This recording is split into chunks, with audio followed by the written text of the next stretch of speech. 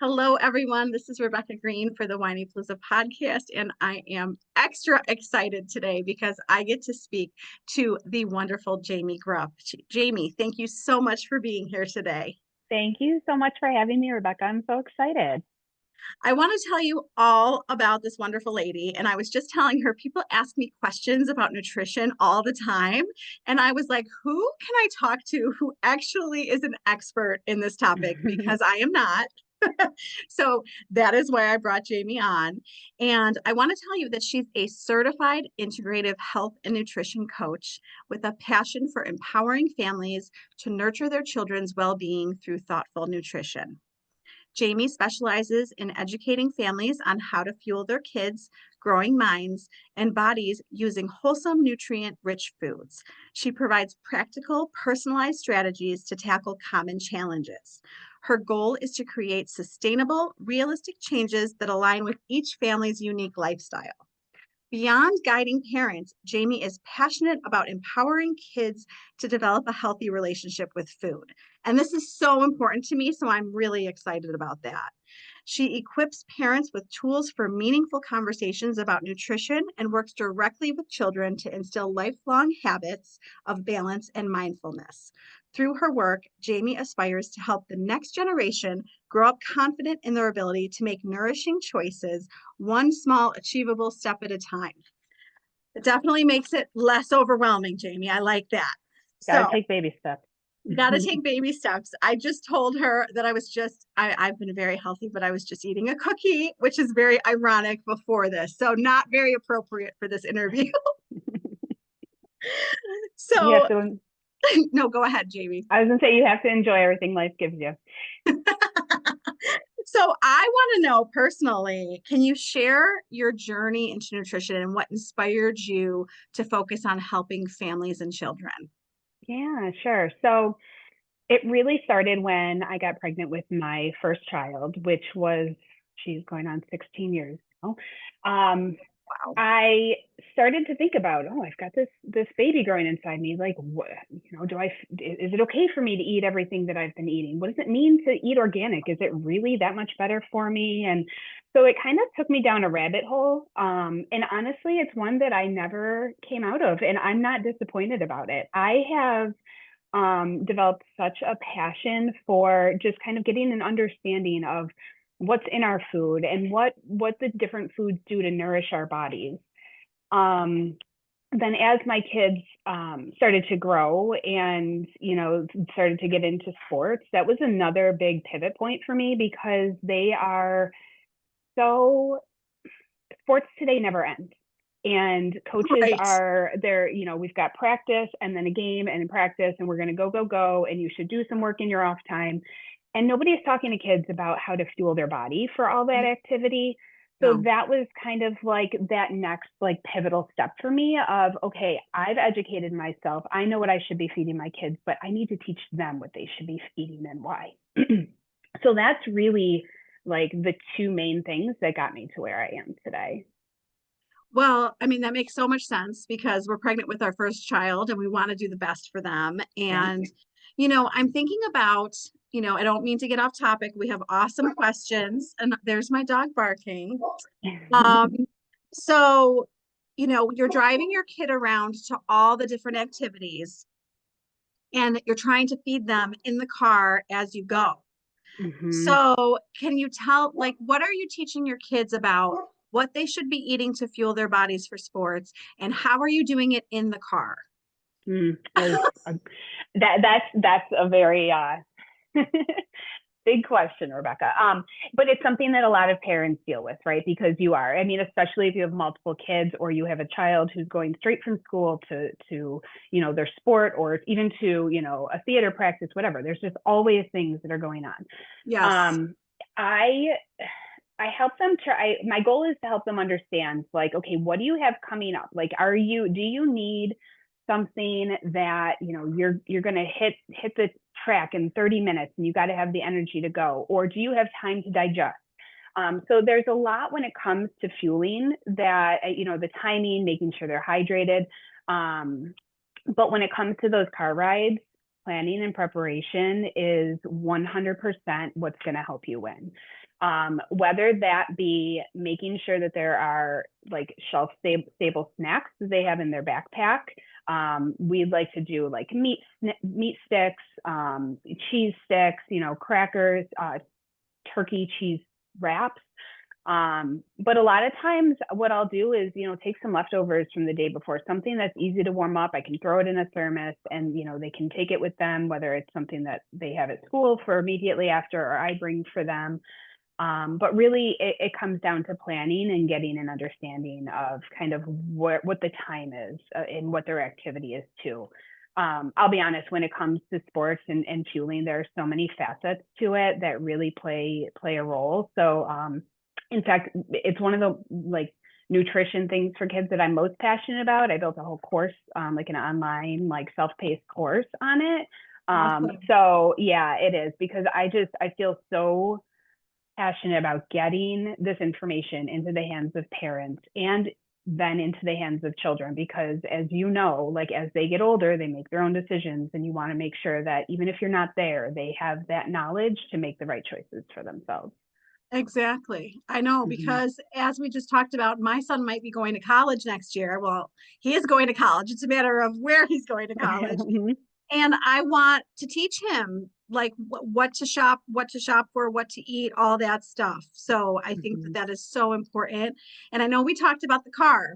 The car is one of the biggest challenges that moms face because we're in the Mm-hmm. car so much with them. But what other challenges are you seeing parents have feeding their kids?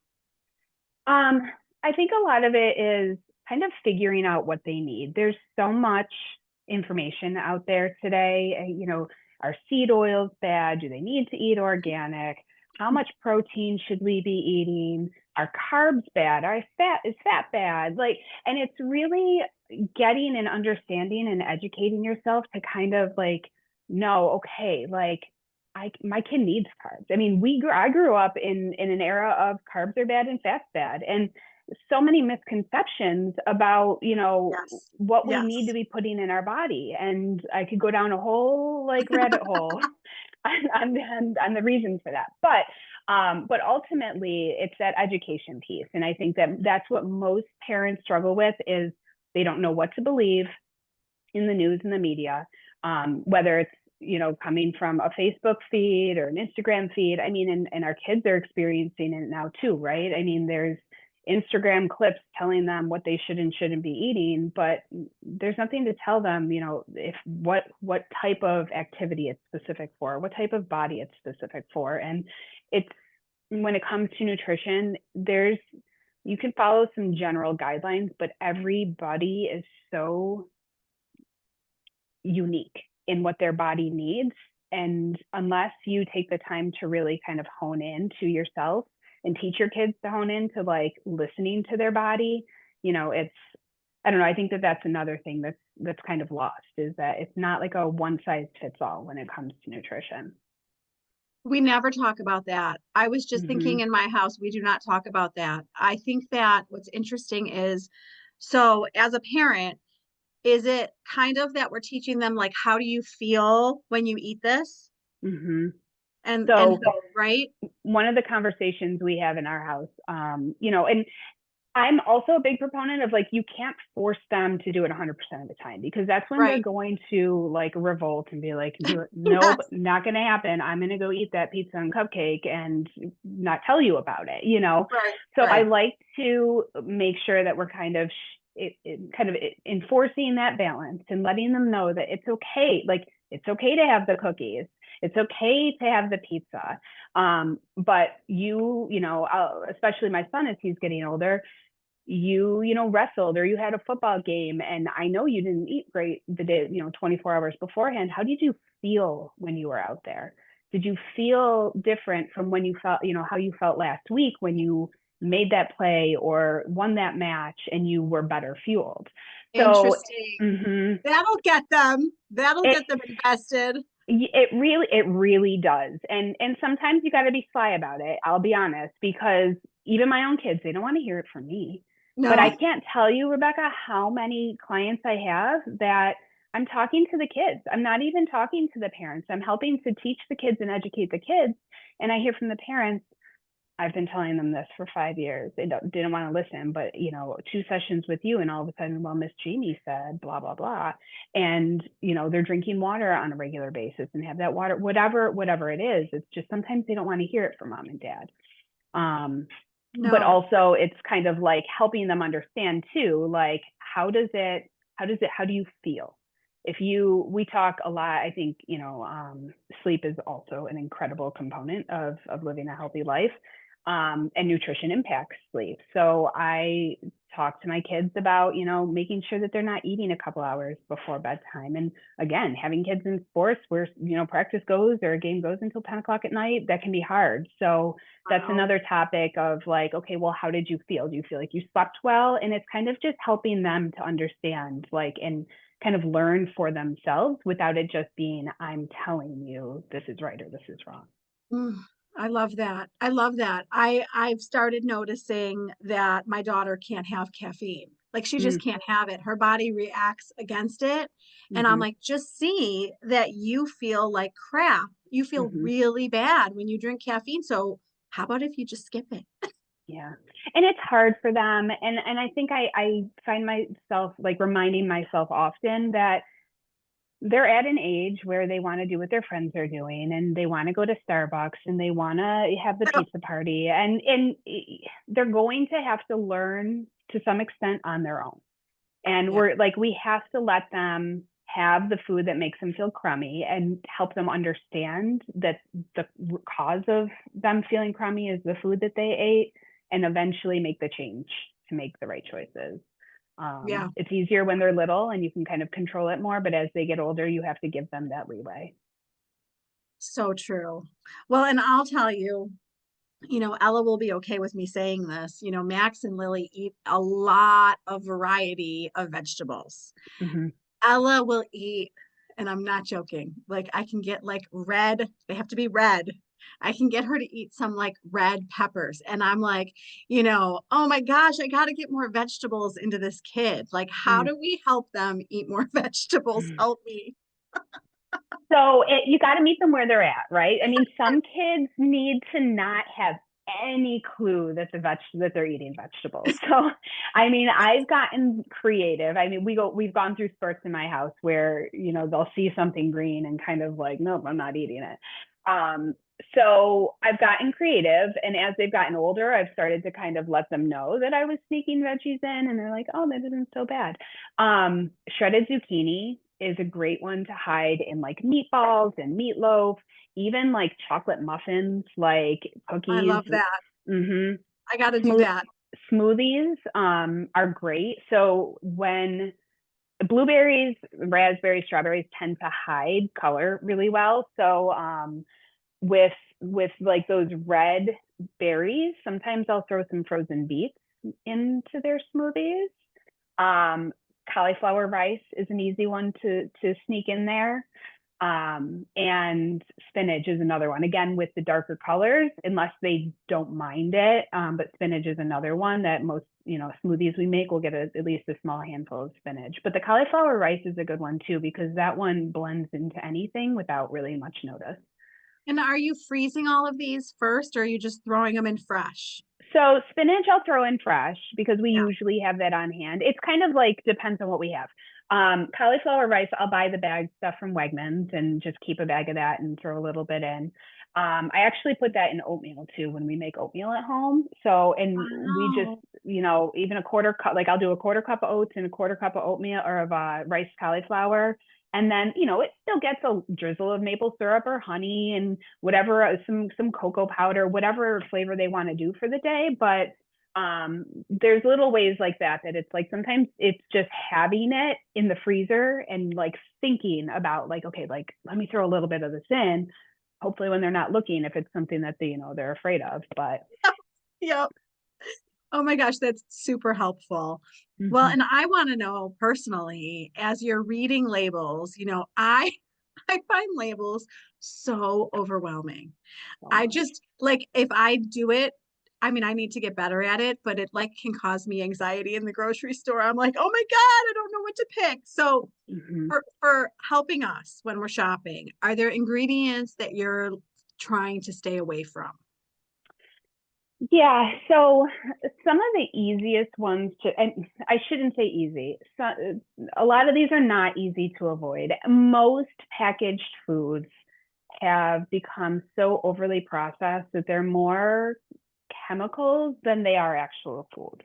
So, I mean, I'm sure nobody here really needs to hear it, but if it doesn't have a label on it, that's really your best bet because you know it's a whole food. But when you need the convenience of something that's shelf stable, I like that. um, I 100% when it comes to like sweeteners, stay away from high fructose corn syrup. Um, Anything with an OUS at the end is generally some kind of sweetener or sugar. Um, and I've found a lot of foods where, because of the names that they use, there might be, it may not be the first thing on the label. There might be, I don't know, rice is the first thing on the label, but then the next three or four ingredients are some type of sweetener or sugar. So when it comes to the sweeteners, I try and stick with something that's actual cane sugar, like a monk fruit or sometimes like a stevia. But I do stay away from like the corn syrups and the sugar alcohols, which is one that you find in a lot of like healthier foods like protein bars and whatnot. They tend to use a sugar alcohols, which just impact your body and they can mess with your gut and your digestion. So they may not actually produce sugar on the label, on the nutrition label, but they're still kind of getting around it. Um, the more ingredients that you can read and understand, the better you're going to be, like the food is going to be. And honestly, what I usually challenge parents to do is, do your best. You're in the grocery store, you're not going to spend 20 minutes Googling things, but do your best. Look at which label seems best to you. And when you get home, pick an ingredient that's on there that you're not sure what it is and Google it. And Yeah. don't dig too deep because I'm sure you can find good and bad about every ingredient out there. But Google it and get a feel for like, is this something that is actually found in nature, or is it something that they've created in a lab? And the more you educate yourself, the more easy it'll be in the grocery store to say, I know that I looked into that and that's not an ingredient that I want. One that I tend to also try and veer away from is maltodextrin because it's a corn derivative. And that's just one of those things that like bothers me and my Okay. digestion. It's kind of that like individual, like, your body and everybody's a little different, but that's one that I try and like stay away from corn because I know it, inflames my digestive system. But then I didn't realize that maltodextrin for a long time was a corn derivative. And I couldn't figure out why some of these other foods were bothering me until I like did Interesting. some research and dug into it. Yeah. So it's really about educating yourself. So I mean, I could give you a long list of things that I like to avoid, but nobody's really going to retain them if I ramble off a list, right? So Gosh, I know. And I have to tell you that, I love your idea for the oatmeal with the cauliflower. I am going to try that, but I am one who loves to have a protein shake for breakfast, and mm, I love to grab a protein bar for a snack. And I know neither of mhm. those are whole foods that have no ingredients. So, can we talk about maybe what you would pick for those things? So there is a protein bar brand that I really do like the ingredients for. It's Truvani. And they are, I want to say there's like 10 or 11 ingredients in their bars. They also make protein powder. It's one of the main protein powders that I buy. Super, super clean. But unfortunately, my kids don't like the bars. Okay. So I tend to eat, honestly, a lot of the bars that we end up finding where I'm okay with the ingredients and they've become discontinued. Oh Um, God, of course. Of right. There's not enough course. people buying them, I guess. Bob's Red Mill makes some bars that are pretty good. Not necessarily super high in protein, but for kids who are on the go and need some carbs and protein, those are a good option. We've kind of settled on Built bars here for now as like a compromise in our house. And then there was another one that we stumbled upon. What was it? Oh, I can't think of it off the top of my head. I just came across it at Whole Foods the other day. And Yeah, it was I need to one, go there.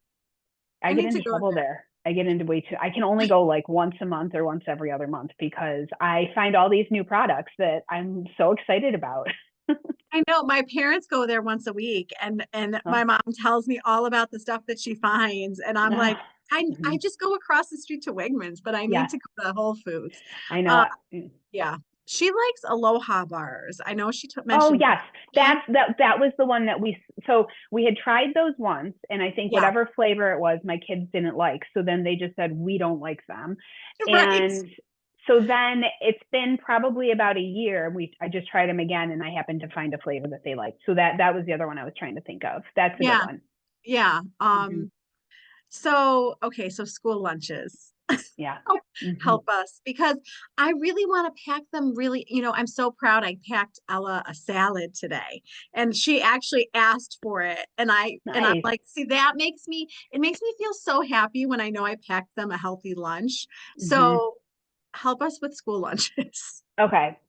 Um, when we do school lunches, we've gotten to a point where I think everybody in my house knows. So everybody like knows that they've got a few key things to check off the list when they're making a lunch, right? And sometimes I have to like kind of build it up a little bit in the morning, but at least they did most of the work. So I'll take whatever help I can get. So we always shoot to make sure that we have some protein, some healthy fat, some complex carbs, and then a fruit and a vegetable. So what does that look like? Meat can be, I mean, the protein can be any kind of meat, whether it's, a turkey sandwich. There is, I don't know if you've heard of Amy Lou as the brand, but they make they make sausages, meatballs, burgers, that kind of stuff. So a lot of times I'll get a package of the Amy Lou meatballs from Wegmans. They're like by the bacon and stuff.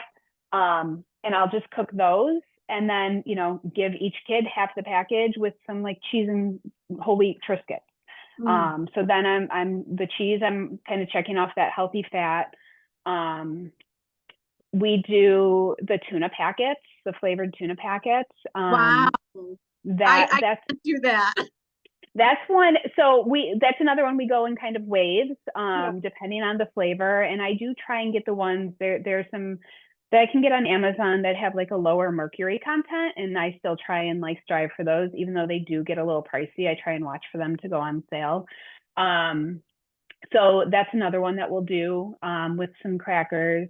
Um, Chicken patties. I mean, there are some good quality chicken patties and chicken Yes. nuggets out there, Yep. chicken strips. So, and then even my kids will eat like salmon burgers or even a regular burger. They don't mind eating them cold.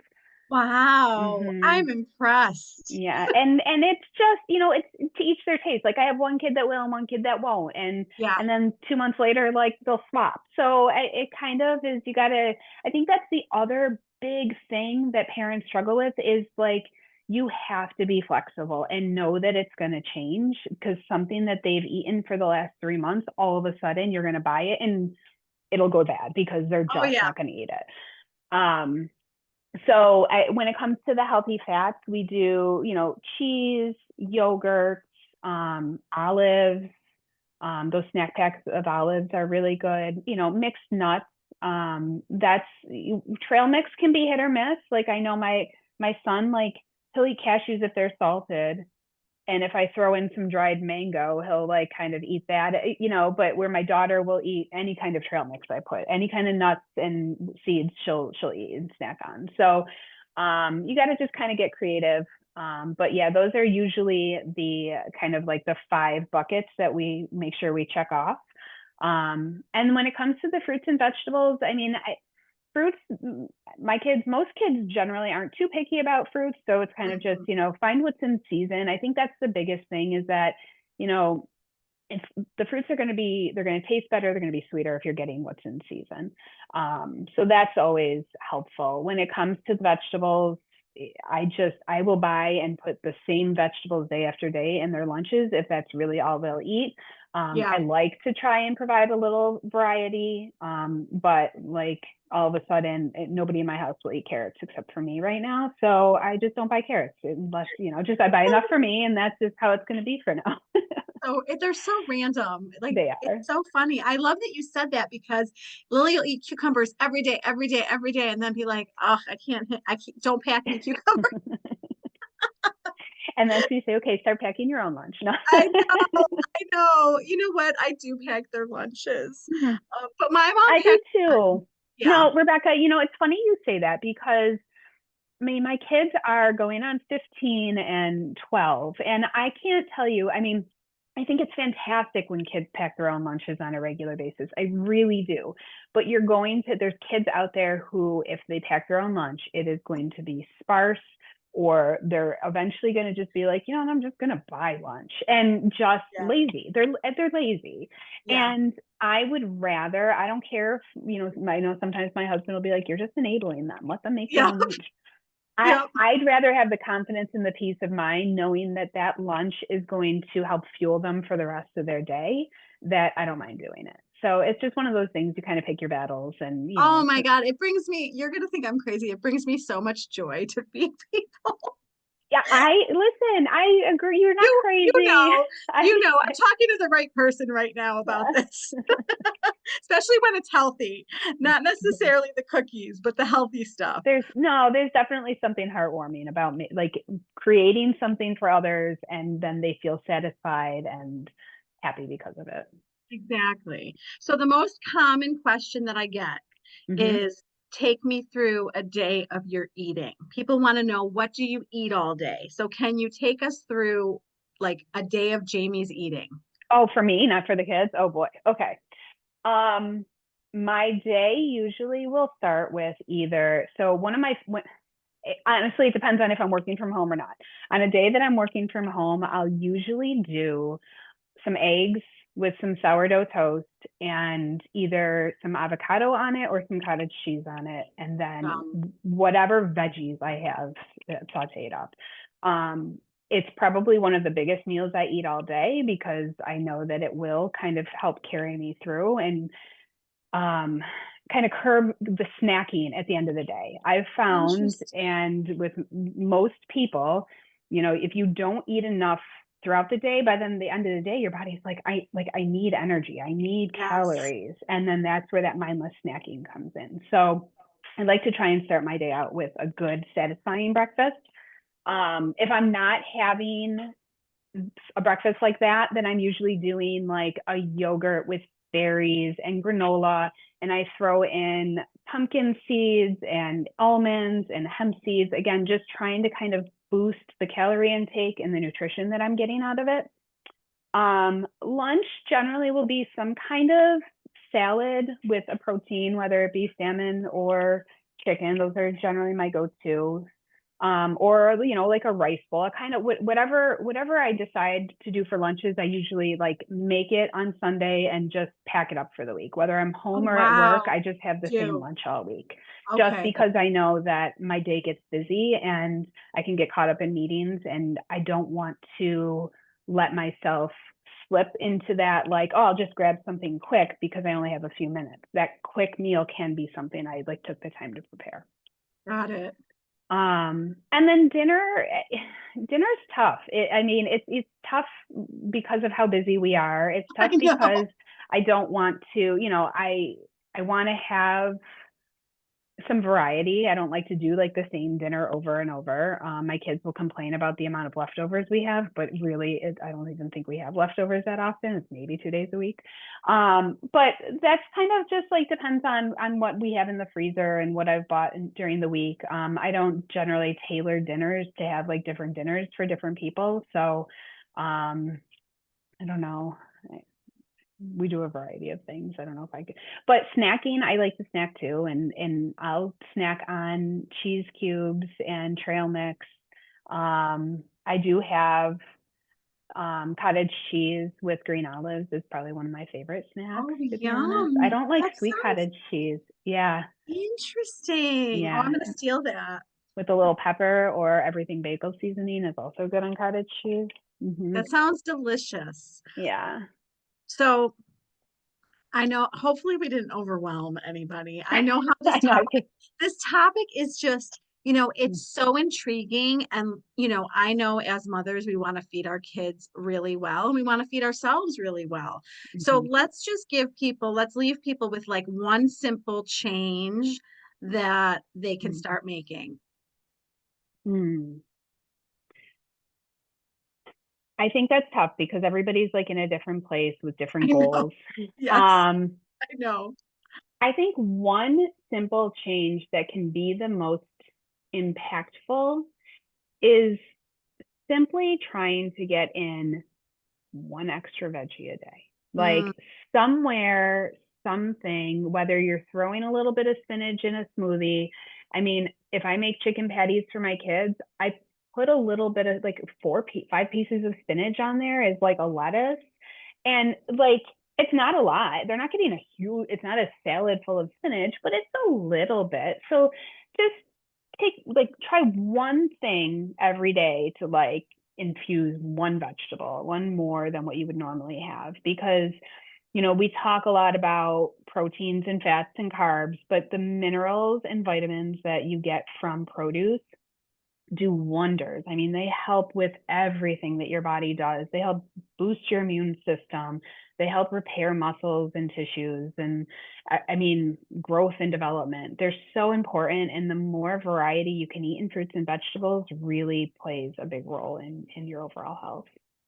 that is such good advice. And I know that you have a ton of good advice for us. So, can you tell everybody? I know we need help with our kids. So, tell us how to find you and hire you to help us. Yeah, sure. So I have a website, fuelinghealthykids.com. You can find links to everything that I do on that website. I have a blog there that I update maybe monthly or every other month. I have a new post out there. I also have an Instagram page, Fueling Healthy Kids. I like to share a variety of things in our wacky world here. And on my website, so I work with people directly, whether it's parents and helping parents to reach goals or working directly with the kids and helping to educate them.